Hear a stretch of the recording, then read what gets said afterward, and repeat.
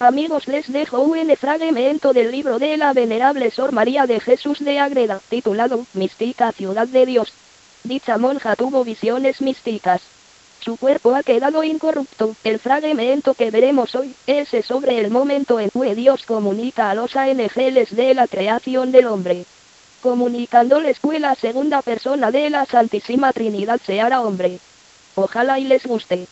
Y les recomiendo comprar o descargar el libro. 88.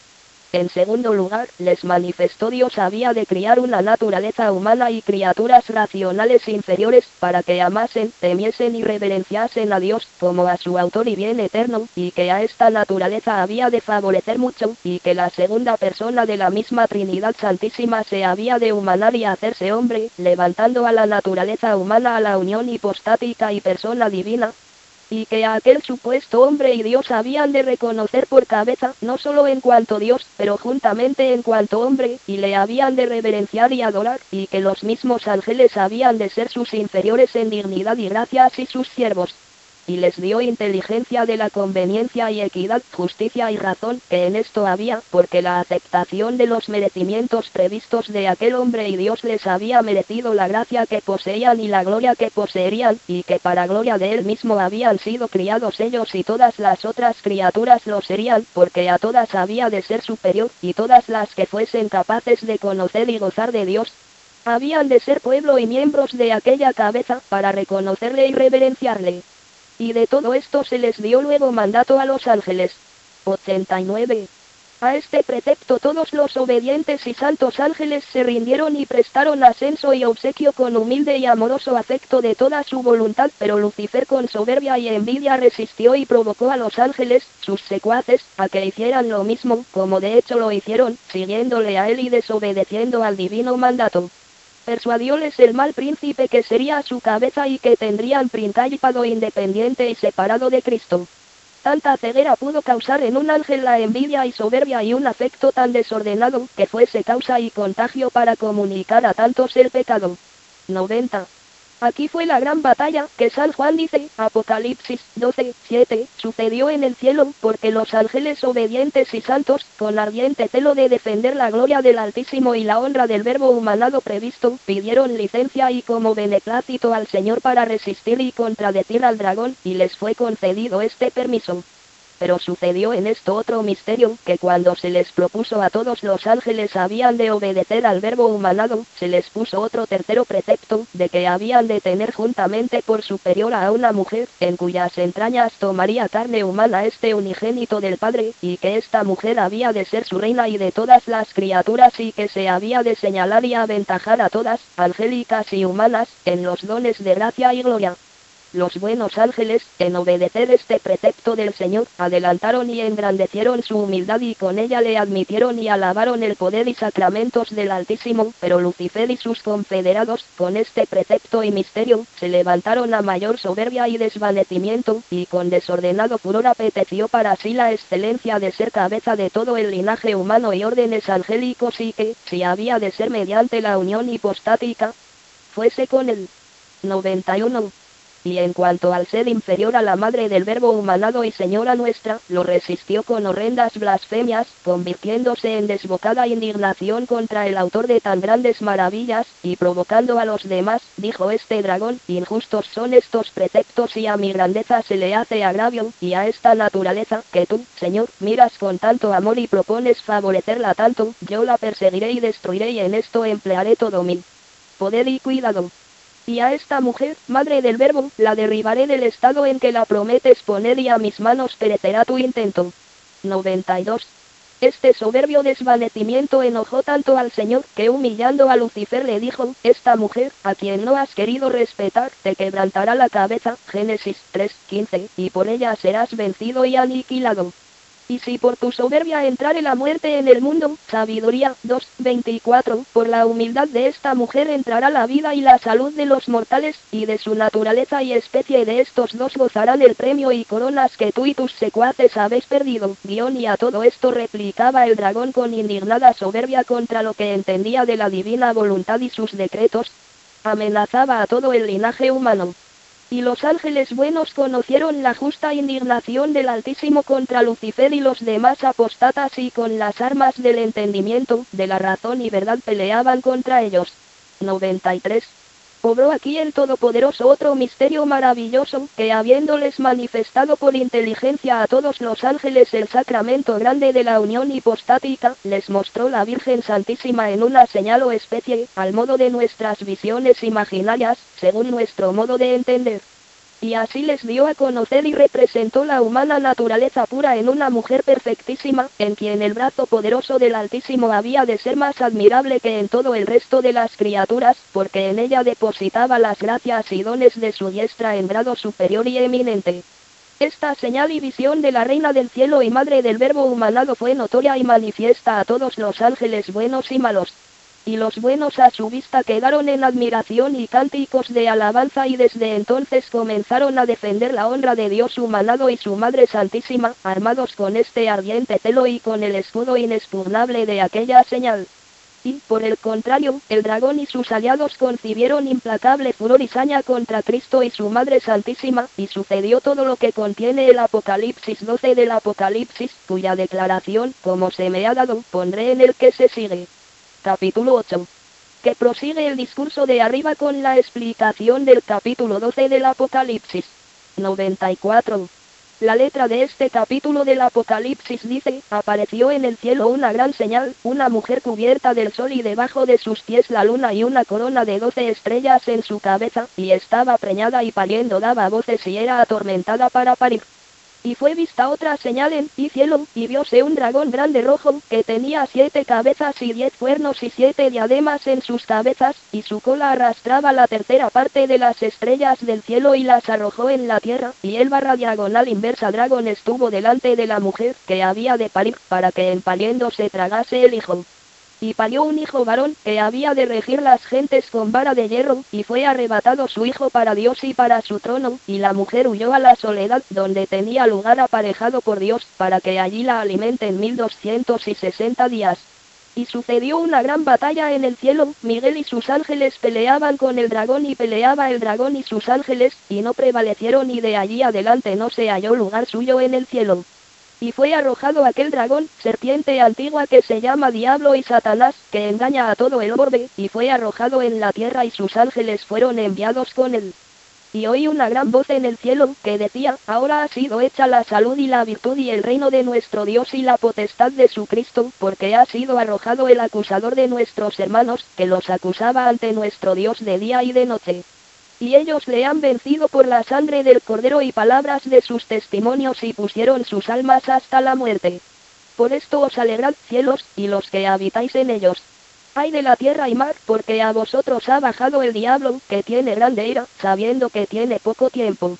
Y después que vio el dragón cómo era arrojado a la tierra, persiguió a la mujer que parió el hijo varón, y fueronle dadas a la mujer alas de una grande águila, para que volase al desierto a su lugar, donde es alimentada por tiempo y tiempos y la mitad del tiempo fuera de la cara de la serpiente. Y arrojó la serpiente de su boca tras de la mujer agua como un río. Y la tierra ayudó a la mujer y abrió la tierra su boca y sorbió al río que arrojó el dragón de su boca. Y el dragón se indignó contra la mujer y fuese para hacer guerra a los demás de su generación, que guardan los mandamientos de Dios y tienen el testimonio de Jesucristo. Y estuvo sobre la arena del mar, Apocalipsis 12, 1-18. 95. Hasta aquí es la letra del evangelista. Y habla de presente, porque entonces se le mostraba la visión de lo que ya había pasado, y dice, apareció en el cielo una gran señal, una mujer cubierta del sol y debajo de sus pies la luna y coronada la cabeza con 12 estrellas. Esta señal apareció verdaderamente en el cielo por voluntad de Dios, que se la propuso manifiesta a los buenos y malos ángeles, para que a su vista determinasen sus voluntades a obedecer los preceptos de su beneplácito, y así la vieron antes que los buenos se determinasen al bien y los malos al pecado, y fue como señal de cuán admirable había de ser Dios en la fábrica de la humana naturaleza. Y aunque de ella les había dado a los ángeles noticia, revelándoles el misterio de la unión hipostática, pero quiso manifestársela por diferente modo en pura criatura y en la más perfecta y santa que, después de Cristo nuestro Señor, había de criar. Y también fue como señal para que los buenos ángeles se asegurasen que por la desobediencia de los malos, aunque Dios quedaba ofendido, no dejaría de ejecutar el decreto de criar a los hombres, porque el verbo humanado y aquella mujer madre suya le obligarían infinito más que los inobedientes ángeles podían desobligarle. Fue también como arco en el cielo, a cuya semejanza se pondría el de las nubes después del diluvio, Génesis 9:13, para que asegurase que, si los hombres pecasen como los ángeles y fuesen inobedientes, no serían castigados como ellos sin remisión, pero que les daría saludable medicina y remedio por medio de aquella maravillosa señal. Y fue como decirles a los ángeles, no castigaré yo de esta manera a las criaturas que he de criar, porque de la naturaleza humana descenderá esta mujer en cuyas entrañas tomará carne mi unigénito, que será el restaurador de mi amistad y apaciguará mi justicia y abrirá el camino de la felicidad que cerrará la culpa. 96.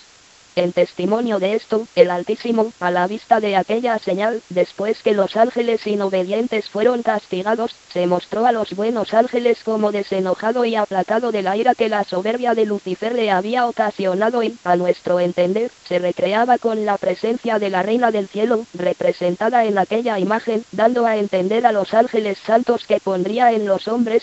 por medio de Cristo y su Madre, la gracia y dones que los apóstatas por su rebeldía habían perdido. Tuvo también otro efecto aquella gran señal en los ángeles buenos, que como de la porfía y contienda con Lucifer estaban, a nuestro modo de entender, como afligidos y contristados y casi turbados, quiso el Altísimo que con la vista de aquella señal se alegrasen y con la gloria esencial se les acrecentase este gozo accidental, merecido también con su victoria contra Lucifer, y viendo aquella vara de clemencia, que se les mostraba en señal de paz.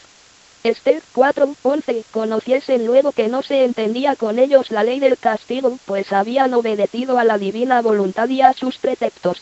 Entendieron asimismo los santos ángeles en esta visión mucho de los misterios y sacramentos de la encarnación que en ella se encerraban y de la iglesia militante y sus miembros, y que habían de asistir y ayudar al linaje humano, guardando a los hombres y defendiéndolos de sus enemigos y encaminándolos a la eterna felicidad, y que ellos mismos la recibían por los merecimientos del verbo humanado, y que los había preservado su majestad en virtud del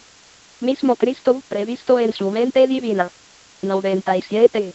Y como todo esto fue de grande alegría y gozo para los buenos ángeles, fue también de grande tormento para los malos y como principio y parte de su castigo, que luego conocieron, de lo que no se habían aprovechado, y que aquella mujer los había de vencer y quebrantar la cabeza. Génesis 3:15.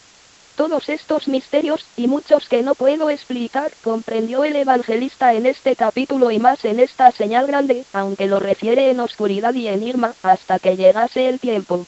98. El sol, de que dice estaba cubierta la mujer, es el sol verdadero de justicia, para que los ángeles entendiesen la voluntad eficaz del Altísimo, que siempre quería y determinaba asistir por gracia en esta mujer, hacer la sombra y defenderla con su invencible brazo y protección. Tenía debajo de los pies la luna, porque en la división que hacen estos dos planetas del día y noche, la noche de la culpa, significada en la luna, había de quedar a sus pies, y el sol, que es el día de la gracia, había de vestirla toda eternamente, y también, porque los menguantes de la gracia, que tocan a todos los mortales, habían de estar debajo de los pies y nunca podrían subir al cuerpo y alma, que siempre habían de estar en crecientes sobre todos los hombres y ángeles, y sola ella había de ser libre de la noche y menguantes de Lucifer y de Adán, que siempre los hollaría, sin que pudiesen prevalecer contra ella. Y como vencidas todas las culpas y fuerzas del pecado original y actual, se las pone el Señor en los pies en presencia de todos los ángeles, para que los buenos la conozcan y los malos, aunque no todos los misterios de la visión alcanzaron, teman a esta mujer, aún antes que tenga ser. 99. La corona de 12 estrellas, claro está, son todas las virtudes que habían de coronar a esta reina de los cielos y tierra, pero el misterio de ser 12 fue por los 12 tribus de Israel, a donde se reducen todos los electos y predestinados, como los señala el evangelista en el Apocalipsis 7 del Apocalipsis, Apocalipsis 7:4-8. Y porque todos los dones, gracias y virtudes de todos los escogidos habían de coronar a su reina en grado superior y eminente exceso, se le pone la corona de 12 estrellas sobre su cabeza. 100. Estaba preñada, porque en presencia de todos los ángeles, para alegría de los buenos y castigo de los malos que resistían a la divina voluntad y a estos misterios, se manifestase que toda la Santísima Trinidad había elegido a esta maravillosa mujer por madre del unigénito del Padre. Y como esta dignidad de madre del Verbo era la mayor y principio y fundamento de todas las excelencias de esta gran señora y de esta señal, por eso se les propone a los ángeles como depósito de toda la Santísima Trinidad en la divinidad y persona del Verbo humanado, pues, por la inseparable unión y existencia de las personas por la indivisible unidad, no pueden dejar de estar todas tres personas donde está cada una. Aunque sola la del Verbo era la que tomó carne humana y de ella sola estaba preñada. 101. Y pariendo daba voces, porque si bien la dignidad de esta reina y este misterio había de estar al principio encubierto, para que naciese Dios pobre y humilde y disimulado, pero después dio este parto tan grandes voces, que el primer eco hizo turbar y salir de sí al rey Herodes y a los magos obligó a desamparar sus casas y patrias para venir a buscarle, unos corazones se turbaron y otros con afecto interior se movieron. San Mateo 2:1-3. Y creciendo el fruto de este parto, desde que fue levantado en la cruz, San Juan 12:32, dio tan grandes voces, que se han oído desde el oriente al poniente y desde el septentrión al mediodía. Romanos 10:18. Tanto se oyó la voz de esta mujer, que dio, pariendo, la palabra del Eterno Padre. 102. Y era atormentada para parir. No dice esto porque había de parir con dolores, que esto no era posible en este parto divino, sino porque fue gran dolor y tormento para esta madre que, en cuanto a la humanidad, saliese del secreto de su virgineo vientre aquel cuerpecito divinizado, para padecer y sujeto a satisfacer al Padre por los pecados del mundo y pagar lo que no había de cometer. Salmo 68:5, que todo esto conocería. Y conoció la reina por la ciencia de las escrituras, y, por el natural amor de tal madre a tal hijo, naturalmente lo había de sentir, aunque conforme con la voluntad del Eterno Padre. También se comprende en este tormento el que había de padecer la Madre piadosísima conociendo los tiempos que había de carecer de la presencia de su tesoro, desde que saliese de su tálamo virginal, que si bien en cuanto a la divinidad le tenía concebido en el alma, pero en cuanto a la humanidad santísima había de estar mucho tiempo sin él y era hijo solo suyo. Y aunque el Altísimo había determinado hacerla exenta de la culpa, pero no de los trabajos y dolores correspondientes al premio que le estaba aparejado, y así fueron los dolores de este parto, Génesis 3:16, no efectos del pecado como en las descendientes de Eva, sino del intenso y perfecto amor de esta Madre Divina a su único y santísimo Hijo. Y todos estos sacramentos fueron para los santos ángeles motivo de alabanza y admiración y para los malos principio de su castigo. 103. Y fue vista en el cielo otra señal, vióse un dragón grande y rojo, que tenía 7 cabezas y 10 cuernos y 7 diademas en sus cabezas, y con la cola arrastraba la tercera parte de las estrellas del cielo y las arrojó en la tierra. Después de lo que está dicho, se siguió el castigo de Lucifer y sus aliados. Porque a sus blasfemias contra aquella señalada mujer, se siguió la pena de hallarse convertido de ángel hermosísimo en dragón fiero y feísimo, apareciendo también la señal sensible y exterior figura. Y levantó con furor 7 cabezas, que fueron 7 legiones o escuadrones, en que se dividieron todos los que le siguieron y cayeron, y a cada principado o congregación de estas le dio su cabeza, ordenándoles que pecasen y tomasen por su cuenta incitar y mover a los 7 pecados mortales, que comúnmente se llaman capitales, porque en ellos se contienen los demás pecados y son como cabezas de los bandos que se levantan contra Dios. Estos son soberbia, envidia, avaricia, ira, lujuria, gula y pereza, que fueron las 7 diademas con que Lucifer convertido en dragón fue coronado, dándole el Altísimo este castigo y habiéndolo negociado él, como premio de su horrible maldad para sí y para sus ángeles confederados, que a todos fue señalado castigo y penas correspondientes a su malicia y a haber sido autores de los 7 pecados capitales. 104.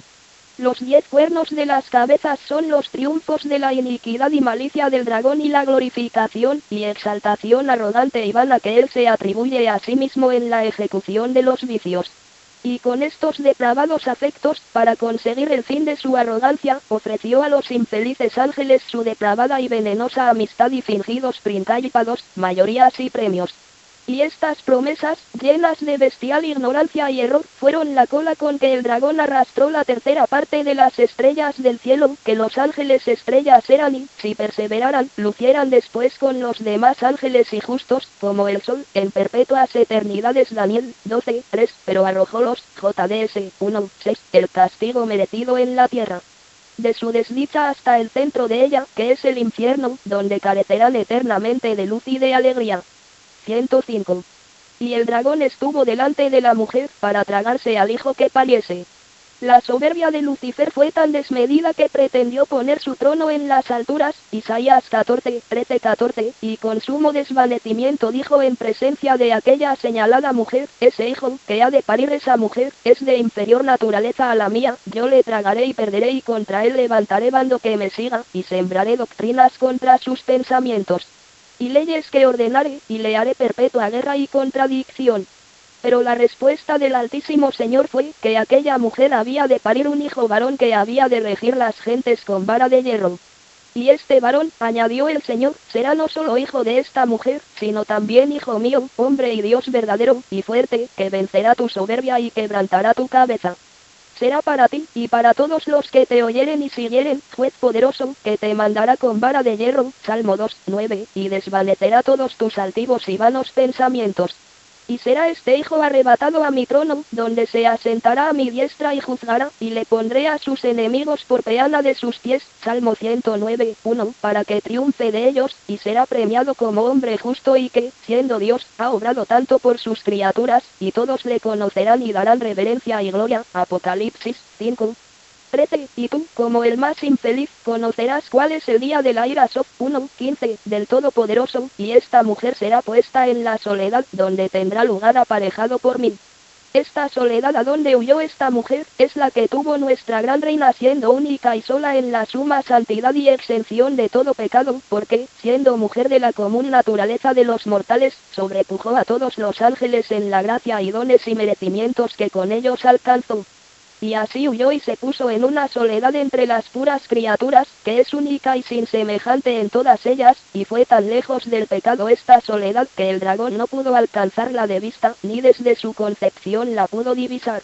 Y así la puso el Altísimo sola y única en el mundo, sin comercio ni subordinación a la serpiente, antes, con aseguración y como firme protesta, determinó y dijo: esta mujer, desde el instante que tenga ser, ha de ser mi escogida y única para mí, yo la eximo desde ahora de la jurisdicción de sus enemigos y la señalo un lugar de gracia eminentísimo y solo, para que allí la alimenten 1260 días, este número de días había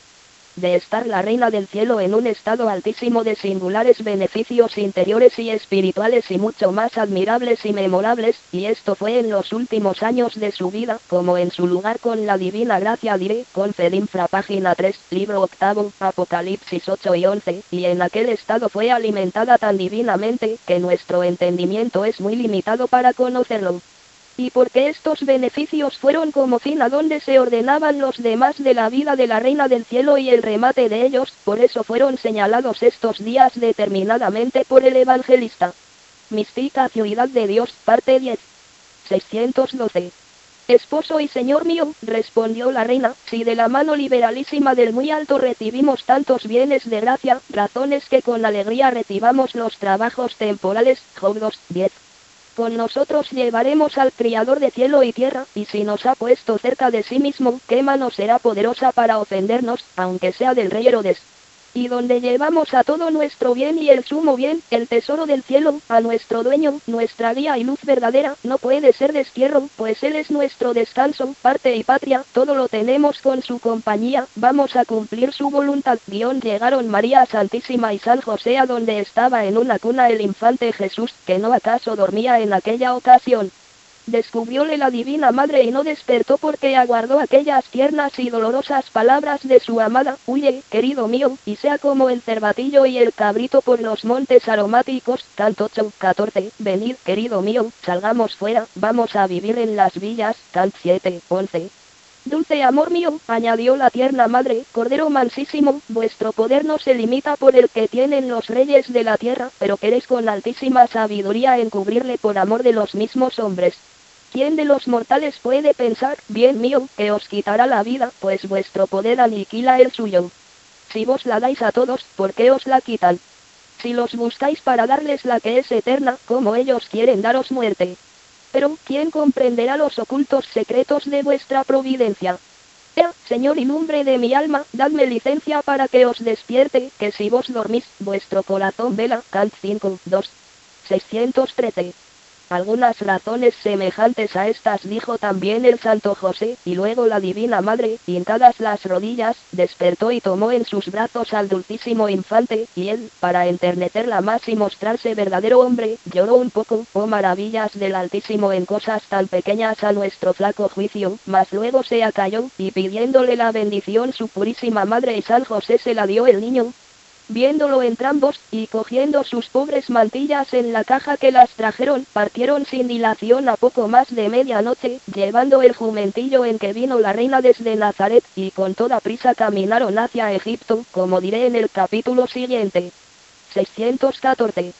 Y para concluir se me ha dado a entender la concordia de los dos evangelistas San Mateo y San Lucas sobre este misterio, porque, como escribieron todos con la asistencia y luz del Espíritu Santo, con ella misma conocía cada uno lo que escribían los otros tres y lo que dejaban de decir, y de aquí es que por la divina voluntad escribieron todos cuatro algunas mismas cosas y sucesos de la vida de Cristo Señor nuestro y de la historia evangélica.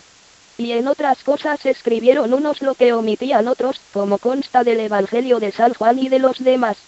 San Mateo escribió la adoración de los reyes y la fuga a Egipto, San Mateo 2, 1 ss, y no la escribió San Lucas, y este escribió la circuncisión y presentación y purificación, San Lucas 2, 2 ss, que omitió San Mateo. Y así como San Mateo, en refiriendo la despedida de los reyes magos, entra luego contando que el ángel habló a San José para que huyesen a Egipto, San Mateo 2, 13, sin hablar de la presentación, y no por eso se sigue que no presentaron primero al niño Dios, porque es cierto que se hizo después de pasados los reyes y antes de salir para Egipto, como lo cuenta San Lucas, 2, 22 ss, así también, aunque el mismo San Lucas tras de la presentación y purificación escribe que se fueron a Nazaret, San Lucas 22 ss, no por eso se sigue que no fueron primero a Egipto, porque sin duda fueron como lo escribe San Mateo, aunque lo omitió San Lucas que ni antes ni después escribió esta huida, porque ya estaba escrita por San Mateo, San Mateo 2, 14. Y fue inmediatamente después de la presentación, sin que María Santísima y San José volviesen primero a Nazaret. Y no habiendo de escribir San Lucas esta jornada, era forzoso para continuar el hilo de su historia que tras la presentación escribiera la vuelta a Nazaret. Y decir que acabado lo que mandaba la ley se volvieron a Galilea, no fue negar que fueran a Egipto sino continuar la narración dejando de contar la huida de Herodes. Y del mismo texto de San Lucas 19 se colige que la ida a Nazaret fue después que volvieron de Egipto, porque dice que el niño crecía y era confortado con sabiduría y se conocía en él la gracia, lo cual no podía ser antes de los años cumplidos de la infancia, que era después de la venida de Egipto y cuando en los niños se descubre el principio del uso de la razón. 615.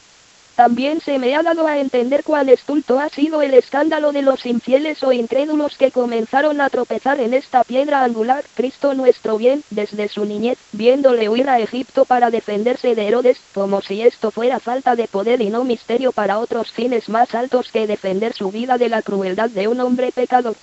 Bastaba para quietar el corazón bien dispuesto lo que el mismo evangelista dice, San Mateo 2, 15, que se había de cumplir la profecía de Oseas, que dice en nombre del Padre Eterno, desde Egipto llamé a mi hijo, Os 11, 1. Y los fines que tuvo en enviarle allá y en llamarle, son muy misteriosos y algo diré adelante, con Felinfra número 641.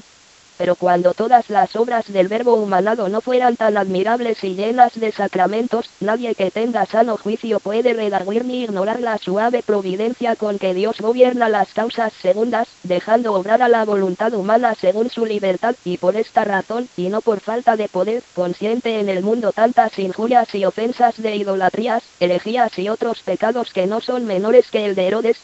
Y consintió el de Judas Iscariotes y de los que de hecho maltrataron y crucificaron a su majestad, y claro está que todo esto lo pudo impedir y no lo hizo, no solo por obrar la redención, mas porque consiguió este bien para nosotros dejando obrar a los hombres por la libertad de su voluntad, dándoles la gracia y auxilios que convenía a su divina providencia para que con ellos obraran el bien, si los hombres quisieran usar de su libertad para el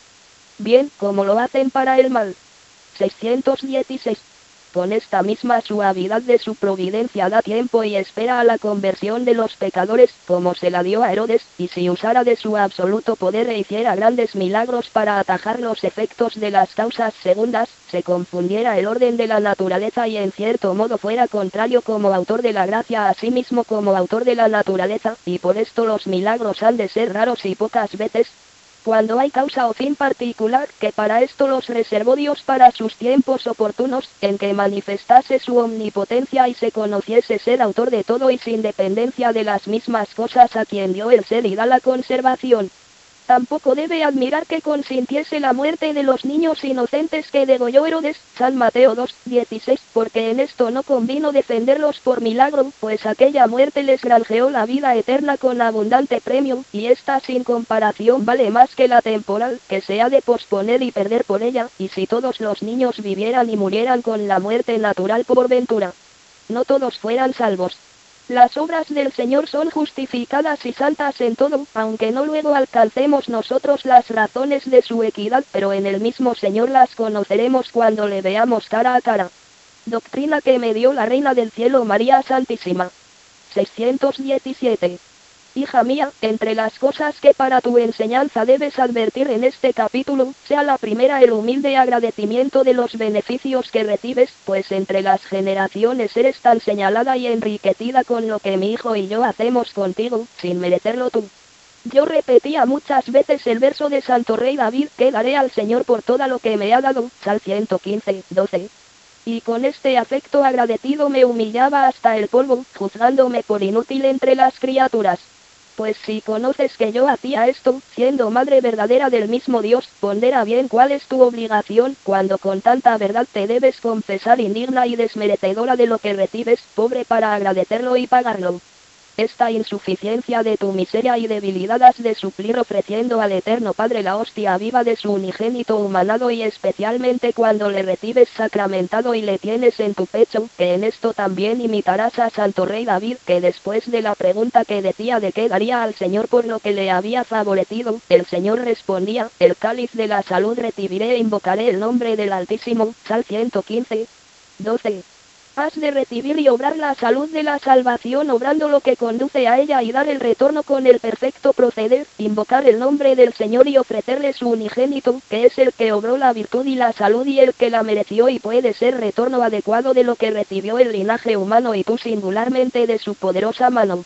Yo le di forma humana para que conversase con los hombres y fuese de todos como propio suyo, y su majestad se puso debajo de las especies de pan y vino para apropiarse más a cada uno en singular y para que como cosa suya le gozase y ofreciese al Padre, supliendo las almas con esta oblación lo que sin ella no pudieran darle y quedando el Altísimo como satisfecho con ella, pues no puede querer otra cosa más aceptable ni pedirla a las criaturas.